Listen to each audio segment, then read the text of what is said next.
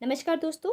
Art visual art में आप सभी का एक बार फिर से स्वागत है। आज हम बात करेंगे types of Indian folk art, यानी कि भारतीय लोक कला के कितने प्रकार हैं, इसी को आज हम विस्तार से बात करेंगे। जैसा कि आप सभी को पता है फ्रेंड्स कि हमारे भारत देश में बहुत सारी ऐसी लोक कलाएं हैं जो कि अपने अपने एक छोटे से क्षेत्र से लेकर बहुत जो है ख्याति प्राप्त कर चुके हैं। हमारे भारत देश में बहुत सारे ऐसे समुदाय हैं, छोटे छोटे ऐसे जनजातीय लोग हैं, छोटे छोटे ऐसे स्थानीय लोग हैं जो कि अपनी जाति को प्रदर्शित करने के लिए, रिप्रेजेंट करने के लिए जो है वो अपनी कला के माध्यम से जो है अपनी जनजातियों को प्रदर्शित करते हैं। तो बहुत सारी ऐसी जो है कलाएं हैं, तो उन्हीं को आज हम जो है विस्तार से बात करने वाले हैं। जिसमें से सबसे पहले हम जो है बात करेंगे एपण कला के बारे में, उसके बाद है गोदना कला, फिर रंगोली कला, फिर मांडना कला, फिर अल्पना कला, सांझी कला, मधुबनी कला, कालीघाट चित्रकला, उसके बाद है पिथौरा पेंटिंग, पिथौरा चित्रकला, या उसके बाद है कलमकारी चित्रकला, फिर गोंड कला, थंगक कला, पटचित्र कला, वर्ली कला, कांगड़ा कला और पहाड़ी कला। तो इन्हीं सभी लोक कलाओं को आज हम विस्तार से बात करेंगे। तो सबसे पहले हम बात करते हैं एपण कला, यानी कि एपण आर्ट के बारे में आज हम विस्तार से बात करते हैं। एपण कला जो कि उत्तराखंड की एक कला है जिसे पूजा स्थल पर किया जाता है और साथ ही यह घर की दहलीज यानी कि दरवाजे पर या घर के आंगन में की जाती है। एपण को बनाने के लिए किसी विशेष शिक्षा की आवश्यकता नहीं होती, बल्कि यह तो पीढ़ी दर पीढ़ी दूसरों को परंपरागत रूप से एवं घर की महिलाएं अपनी पुत्री, पुत्र एवं पुत्रवधू को सिखाया करती है। एपण को विशेष उत्सव, पर्व, विवाह, नामकरण, संस्कार आदि पर शुभ मंगल कामना हेतु, सुखद भविष्य हेतु ही बनाया जाता है। कहने का अभिप्राय है कि जो एपण कला है ये मोस्टली जो भी त्यौहार होते हैं, जो भी उत्सव होते हैं हमारे, तो उसी के ऊपर मतलब जो है उसी दौरान जो है इस कला का निर्माण किया जाता है। जैसे कि आपकी जो नामकरण चौकी होगी, जब कोई नवजात, नामकरण का मतलब है कि जब कोई बच्चा, नवजात बच्चा 11 दिन के बाद जब वो बाहर आंगन में लाया जाता है, तो जब वो सूरज को पहली बार देखता है उस समय भी जो बाहर आंगन में एक प्रकार की चौकी लगाई जाती है, तो उसमें भी एपण कला का यूज़ करते हैं। उसके बाद है जनेऊ कला। जनेऊ में भी जब जो है ब्राह्मण समुदाय के जो लोग होते हैं वे भी अपने जो है बच्चों में या जो है पुरुषों में जो है जनेऊ धारण करते हैं, उस समय भी जो है इस तरह की जो है कला का हमें देखने को मिलती है। आचार्य चौका हो गया, जब विवाह संबंधी के दौरान जो वो मंडप तैयार किए जाते हैं जहाँ पे जो है दूल्हा दुल्हन के फेरे लगते हैं, तो उसमें भी जो कला होती है वो एपण कला के अंतर्गत ही आती है। उसके बाद लक्ष्मी पद चिन्ह हो गया, लक्ष्मी के दिवाली के समय जो लक्ष्मी के पद चिन्ह होते हैं। उसके बाद लक्ष्मी पीठ हो गया। लक्ष्मी पीठ मतलब कि दिवाली के समय जब हम लक्ष्मी की पूजा करते हैं उसका जो पटड़ा होता है जहाँ पे हम लक्ष्मी माँ को जहाँ हम रखते हैं, वो भी जो है या जो वो भी वहाँ पे हम जो है पेंटिंग करते हैं, लोग कला बनाते हैं उसको, वो भी सभी जो है एपण कला के अंतर्गत आती है। नेक्स्ट हम बात करते हैं गोदना आर्ट, यानी कि गोदना कला। गोदना कला को बनाने के पीछे बहुत सारी लोक मान्यता है, परंतु कोई भी एक मत या विशेष तथ्य हमें प्राप्त नहीं हुए हैं। ऐसा माना जाता है कि प्राचीन समय में आदि मानव आग जलाते समय हाथ जल गया होगा, तो उसने उस जलन से बचने के लिए राख का इस्तेमाल किया होगा। कुछ समय बाद वह घाव ठीक होने के बाद राख के कुछ कण उसकी चमड़ी के अंदर चले गए होंगे और बाहर से एक नई चमड़ी की परत जमने पर वह एक कला के रूप में सामने आई और उसी कला को जो है वो गोदना कला के रूप में मान्यता प्राप्त हुई। यह प्रथा मुख्यतः गोंड जाति एवं ठोडो जाति के लोगों के साथ मुख्य रूप से जुड़ी हुई है। इस कला की जन्मदात्री मिथिला यानी कि बिहार के छेनो देवी को माना जाता है, जिसे इसमें लगातार कार्य करते रहने के कारण इसे कई प्रकार के राष्ट्रीय और अंतर्राष्ट्रीय पुरस्कार भी इन्हें प्राप्त हो चुके हैं। इसके अंकन को पछेना आर्ट भी कहा जाता है। यह एक ऐसी कला है जिसे धरातल या कागज पर ना करते हुए शरीर पर किया जाता है। इसको करने के लिए शरीर पर विशेष घाव या चीरा लगाकर उसमें रंगीन लकड़ी के बुर्रे को जो है उसमें भरा जाता है और एक विशेष आकृति या विशेष एक जो है त्वचा, जब उसमें त्वचा ऊपर से एक सतह बन किया जाती है तो एक विशेष प्रकार की आकृति जो है वो निकल के सामने आती है, जो कि स्थायी अवस्था में हमें मिलती है। तो इसी को जो है गोदना आर्ट कहा जाता है। और कलाकार जो मोस्टली कलाकार इसमें काले गहरे रंग, लाल रंग आदि का प्रयोग करते हैं। और ऐसा भी माना जाता है कि यह कला रामानुज संप्रदाय के सदस्यों के लिए भी एक विशिष्ट प्रक्रिया मानी जाती है। तो ये थी गोदना आर्ट। अब हम बात करते हैं रंगोली कला। रंगोली कला जो कि महाराष्ट्र की एक मुख्य कला है। वैसे तो हमारे पूरे भारतवर्ष में जो है दिवाली के दौरान जो है रंगोली की आर्ट को जो है सभी अपने अपने जो है घरों के आंगन में करते हैं। बट मोस्टली जो है यह महाराष्ट्र की कला एक लोक कला के तौर पे विकसित हुई थी, लेकिन जिसे आज पूरा का पूरा भारत जो है रंगोली को देखता है या अपने घर के आंगन में इसको सजाता है। रंगोली की बहुत अधिक मान्यता रही है। उससे संबंधित एक मिथक प्रचलित भी है कि देवी आंडाल ने जब तिरुमाल भगवान से विवाह की विनती की तब वह साधना करती रही और भगवान तिरुमाल में विलीन हो गई। यह सब घटना मारकाड़ी के महीने में हुई, इसीलिए इसी महीने में प्रतिवर्ष अविवाहित लड़कियां प्रातः काल में भगवान तिरुमाल के लिए रंगोली सजाती। तो में जो रंगोली परंपरा अलंकृत लोक कला का ही एक अंश है। रंगोली एक प्रकार का अलंकृत आलेखन है जिसे फर्श पर हिंदू परिवारों द्वारा किसी त्योहार शादी अवसरों पर बनाया जाता है। यह एक धार्मिक स्थल पर होता है जहां देवी देवताओं का पूजन के समय आह्वान किया जाता है। रंगोली में कुछ प्रतीकों, चिन्हों आदि का प्रयोग भी किया जाता है और इसी के साथ यह परंपरा जो है वो पीढ़ी दर पीढ़ी भी चलती आ रही है। तो इसमें जो ये रंगोली है ये आजकल जो है दो तरह की रंगोली का प्रयोग हम इसमें करते हैं। तो इसमें हम शुष्क और आर्द्र यानी कि हम बोलते हैं सूखी और गीली रंगोली का प्रयोग हम इसको आजकल करते हैं। तो कोई जो है आजकल वाटर रंगोली यानी कि जल रंगोली का भी प्रयोग हमें देखने को मिलता है, जिसमें कलाकार जल के ऊपर रंगोली बनाते हैं। जल को किसी बर्तन पर भरकर उससे स्थिर कर दिया जाता है, उसके बाद चारकोल पाउडर को छिड़क दिया जाता है जिस पर कलाकार अन्य सामग्री के साथ रंगोली सजाते हैं। भरे हुए पानी पर फूलों की पंखुड़ियों की सहायता से रंगोली बनाई जाती है। पानी की सतह पर रंगोली बनाई जाती है। पानी की सतह पर रंगों को रोकने के लिए चारकोल पाउडर की जगह डिस्टेम्पर या पिघले हुए मोम का प्रयोग किया जाता है ताकि वह उसमें मिक्स ना हो सके। तो ये थी रंगोली के बारे में। अब हम बात करते हैं मांडना आर्ट के बारे में। मांडना आर्ट जो कि राजस्थान और मध्य प्रदेश की मुख्य एक कला है। मांडना आर्ट क्या है कि मांडना आर्ट हमारी प्राचीन सभ्यता एवं संस्कृति की समृद्धि का प्रतीक है। यह 64 कलाओं में मांडना को भी स्थान प्राप्त हो चुका है, जो कि उत्सव, पर्व और अनेकानेक मांगलिक कार्यों के अवसरों पर मांडना आर्ट अपने घर के आंगन में खूबसूरती से अलंकृत किया जाता है।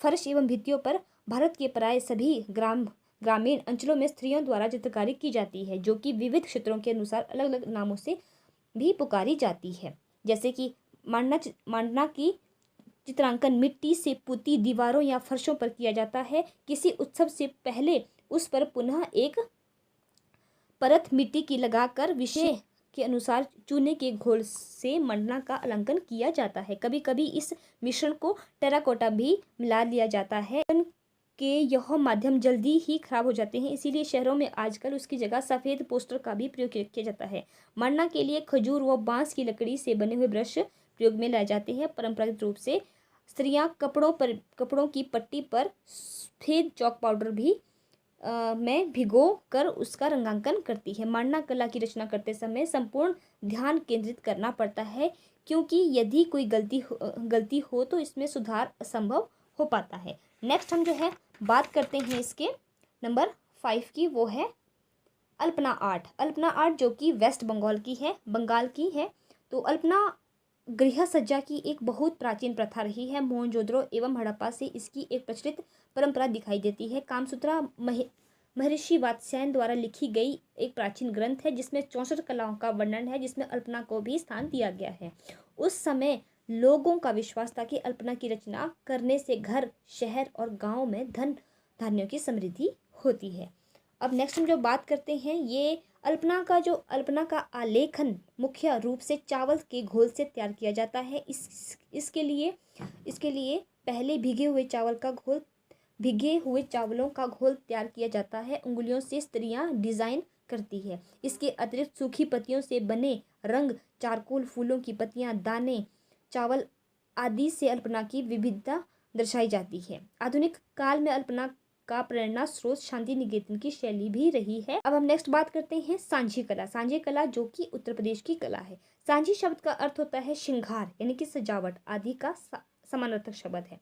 कृष्ण देव की श्रद्धा हेतु सांझी की कल्पनात्मक सज्जा विशिष्ट अवसरों पर की जाती है। पौराणिक कथाओं के आधार पर ऐसा माना जाता है कि राधा अपने प्रिय कृष्ण को आकर्षित करने हेतु भित्तियों पर सांझी बनाया करती थी। सामग्री के रूप में वह धातु का पर्ण यानी कि रंगीन पत्थर, फूलों आदि का प्रयोग करती थी। गोबरों से पुती दीवारों पर कलात्मक आलेखन बनाती थी और राधा को देख देख कर दूसरी गोपियों ने भी इसी प्रकार का आलेखन कर कृष्ण भगवान श्री कृष्ण को रिझाने का काम शुरू कर दिया। तभी से ये जो है सांझी कला जो है वो यूपी में या ये जो है ब्रिज के आसपास के जगहों में देखने को मिली है। तो मोस्टली ये जो कला है ये जो घरों में की जाती है, जो कि घरों के आसपास होती है, जो कि भगवान श्री कृष्ण को रिझाने के लिए होती है सांझी कला ब्रिज में। इसके अलावा हम जो है नेक्स्ट हम जो है बात करते हैं मधुबनी चित्रकला। मधुबनी की मिथिला क्षेत्र जैसे बिहार के दरभंगा, मधुबनी एवं नेपाल के कुछ क्षेत्रों में प्रमुख चित्रकला है। प्रारंभ में रंगोली के रूप में रहने के बाद यह कला धीरे धीरे आधुनिक रूप में कपड़ों, दीवारों एवं कागजों पर भी आ गई है। मिथिला की औरतें द्वारा शुरू की गई इस घरेलू चित्रकला को पुरुषों ने भी अपना लिया है। चटक रंगों का इस्तेमाल खूब किया जाता है। इसमें गहरे रंग जैसे कि लाल रंग, हरा रंग, नीला रंग और काले रंग का भी इसमें प्रयोग हमें देखने को मिला है। नेक्स्ट हम बात करते हैं कालीघाट पेंटिंग यानी कि कालीघाट चित्रकला। कालीघाट चित्रकला का उद्गम जो है 19वीं शताब्दी में कोलकाता के कालीघाट मंदिर में माना जाता है। इस चित्रकला में मुख्य हिंदू देवी देवताओं और उस समय की परंपरित जो माता आदि का चित्रण हमें देखने को मिला है, यानी कि उनको पेंटिंग के थ्रू उसमें उतारा गया है। प्राचीन समय में इस कला के चित्रकार विभिन्न देवी देवताओं का चित्रण इस कला द्वारा लोगों को पट्टचित्र को गाकर भी सुनाया करते थे और ये चित्र कपड़ों या ताड़ के पत्तों पर बनाकर किए जाते हैं।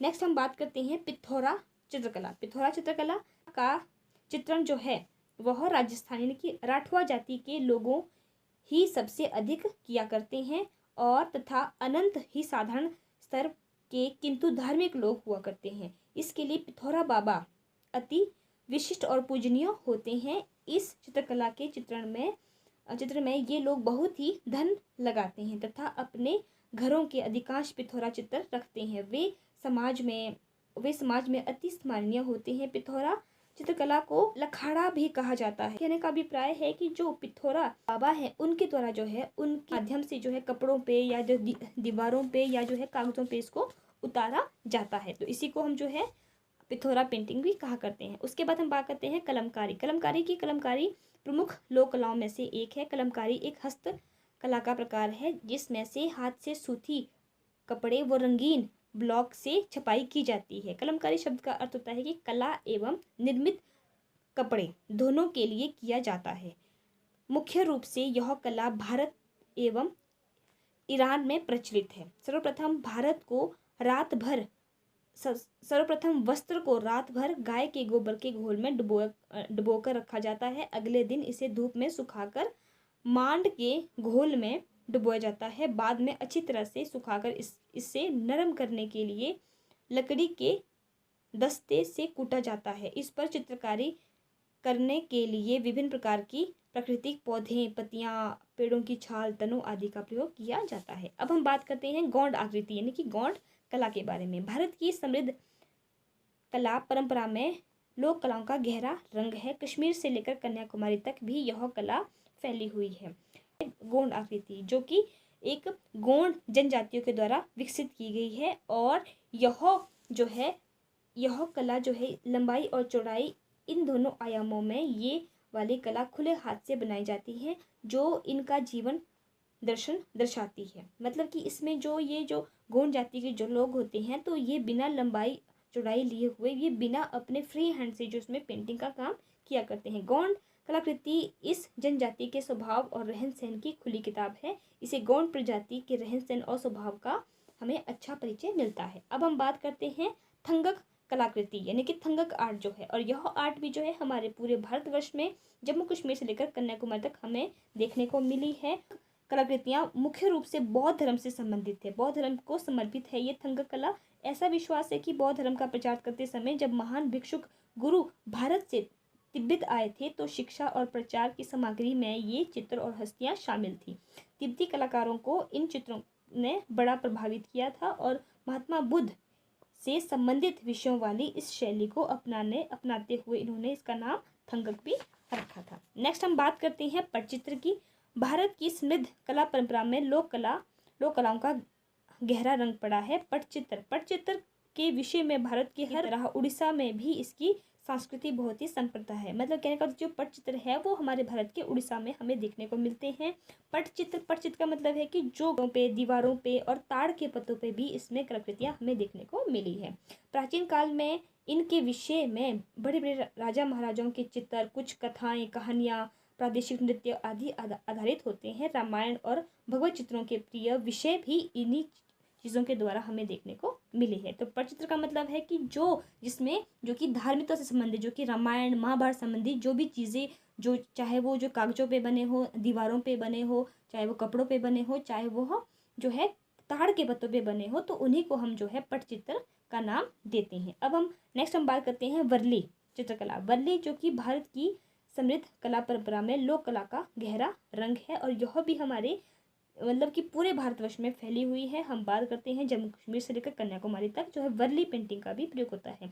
महाराष्ट्र के ठाणे जिले में वर्ली जाति के आदिवासी का निवास है। कहने का अभिप्राय है कि वर्ली भी किसी समुदाय क्षेत्र की एक अपनी एक जो है लोक कला है। इस आदिवासी जाति का कला ही वर्ला लोक कला के नाम से ही जाना जाता है। यानी कि जो उनकी जो वर्ली जाति से ही जो उनकी लोक कला है उसका नाम जो है वर्ली जुड़ा। वर्ली लोक कला इतनी पुरानी है कि यह कहना कठिन है। कला में कहानियों को चित्रित किया जाता है। इससे अनुमान लगाया जाता है कि इसका प्रारंभ लिखने पढ़ने की कला से भी पहले का हो चुका था। अब हम बात करते हैं कांगड़ा चित्रकला के बारे में। चित्रकला जो कि एक पहाड़ी शैली की एक उपशैली है। तो राजा संसार चंद्र के समय में काफ़ी फलीभूत हुई थी और इसमें मोस्टली जो है वो भगवान श्री कृष्ण के जो पहाड़ों के फल फूलों से लदे हुए पेड़ पौधों की चित्र हमें देखने को मिले हैं। और इसकी जो शैली है वो बहुत ही सुंदर है, बहुत ही सरल है, बहुत ही शोभनीय है। कांगड़ा शैली में सर्वाधिक प्रभावशाली आकृतियां स्त्रियों की है, जिसमें चित्रकारों ने भारतीय परंपराओं के अनुसार नारी के आदर्श रूप को भी ग्रहण किया गया है। कांगड़ा शैली में प्राकृतिक, विशेष पर्वतीय क्षेत्रों का चित्रण हमें देखने को मिला है। नेक्स्ट और लास्ट हम बात करते हैं पहाड़ी शैली। पहाड़ी शैली की एक शैली कांगड़ा शैली है। पहाड़ी शैली सबसे पहले है, उसके बाद जो है उसकी सब शैली जो है वो कांगड़ा शैली है। तो जो पहाड़ी शैली है, पहाड़ी शैली में बहुत सारी जो है शैलियाँ हमें देखने को मिली। पहाड़ी शैली मतलब इसके नाम से पता है कि पहाड़ की शैली, जो कि पहाड़ी राज्यों में जो पेंटिंग या जो चित्रकारी की जाती है और मोस्टली जो पहाड़ी राज्यों में होती है, तो उसमें कहीं ना कहीं जो है पहाड़ों को या वहाँ की प्राकृतिक नेचर को दिखाया जाता है। उसमें जो है पेड़ पौधों को, फलों से लदे हुए पेड़ पौधे होंगे, पहाड़ियाँ होंगी, हरियाली होगी उसमें। और इसके साथ साथ जो है महाभारत जो है, भगवान श्री कृष्ण हो गया, गाय को दिखाया गया है और भगवान श्री कृष्ण को दिखाया गया, राधा और कृष्ण का मिलन दिखाया गया है। बहुत सारी ऐसी चीज़ें, बहुत सारी ऐसी धार्मिक चीज़ें हैं जो कि जिसमें इस पर पहाड़ी चित्रकला में इसका चित्रण किया गया है। तो फ्रेंड्स, ये थी हमारी आज की भारत की जो है लोक कलाओं के बारे में। तो और जिसमें हमने आज भारत की लोक कला यानी कि फोक आर्ट के बारे में विस्तार से जाना कि भारत में ऐसी कौन कौन सी फोक आर्ट है, कौन कौन सी ऐसी लोक कलाएं हैं, तो उसी को हमने आज विस्तार से जाना। आई होप आप सभी को समझ आ गया होगा। और इसके अलावा बहुत सारी ऐसी फोक आर्ट है, बहुत सारी ऐसी और भी ऐसी कलाएं हैं जिनको हम इस वीडियो में नहीं ले पाए हैं। तो बस इतना भी काफ़ी है। अगर आप इतना भी समझ लेते हैं, इतना भी जान लेते हैं, तो ये भी आपके लिए बहुत ज़्यादा होती है। इसके अलावा मैं नेक्स्ट वीडियो में आपको ये बहुत सारी चीज़ें और लेके आऊँगी। तब तक के लिए आप सभी का बहुत बहुत धन्यवाद।